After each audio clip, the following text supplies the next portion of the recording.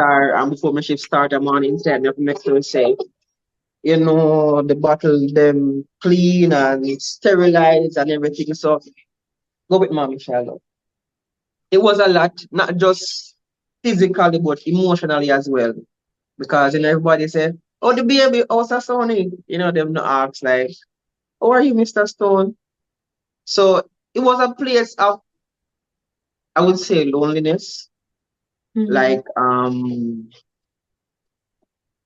not that Sasson is not here, but she's not in the position to do as much as she would have wanted to do. Mm-hmm. So you basically, do everything, but at the same time, you don't really have nobody to talk to about everything going happen. So you kind of internalize sometimes, and sometimes it can be very frustrating. And for me, we have like two.